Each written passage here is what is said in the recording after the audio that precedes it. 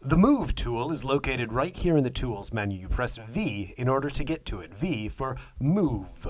If you hit Alt, you are able to duplicate the layers that you're using. Here, let's zoom out a little bit right here. There we go.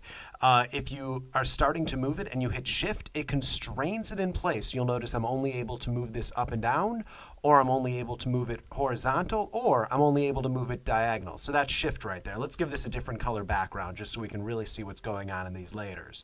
And for the most part, I don't really hit Control with this because that really doesn't do quite as much. The other thing that you can do with the Move tool is I told you Shift constrains.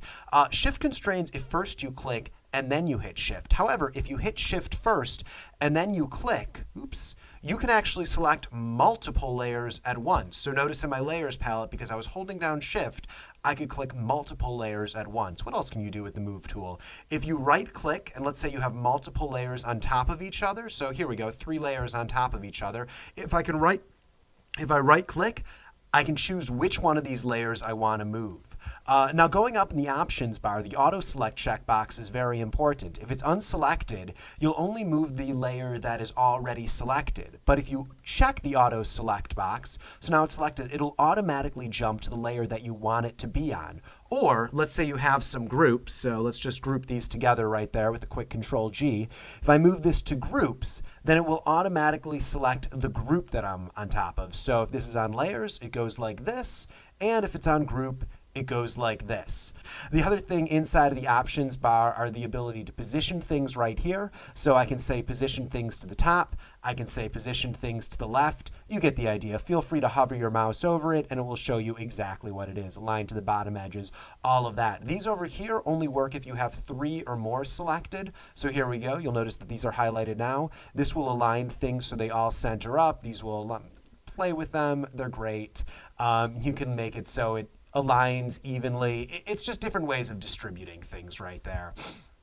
The one last thing that you can do with the Move tool, you'll notice is in the dialogues over here, is in CS6 also 3D modes are put in here. So if I go over to 3D, say New Mesh from Layer, Postcard, and it turns it into a fancy little postcard.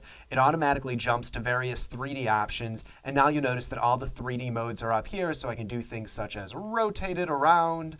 If I were to move to this, I could rotate it, move it around in 3D space. You can just do all sorts of things with 3D right here, but that gets a little bit more involved with all of the 3D options. For now, that's really more than enough with the Move tool. Notice that if I select this layer, we immediately jump back into 3D mode, and I really need to go into the layer panel to get back into the normal mode again. All right, so the Move tool. Alt allows you to duplicate, Shift constrains, or if you press it first, allows you to click multiple layers. This checkbox is really important, and you can align all sorts of things over here. Also, if you say Show Transform Controls, instead of having to press Control-T, these are always on. So you can do things such as pressing Control, Alt, and Shift with these. So Control allows you to do the corners, Shift allows you to constrain proportions. So here, let's I'm going to hit Enter, go to another layer. Shift allows me to constrain proportions, and Alt allows it to make it so it's always centered from the middle. There's all sorts of other things you can do with the control panel, but you know what? That's enough of the Move tool for now. So Move tool, V, it's great. It's the most crucial tool in Photoshop, and that's what you need to know about that. For the full 4-hour Photoshop crash course, click on the link below. And to get more of the tools, just click on this link inside of the video itself. Thanks for joining me.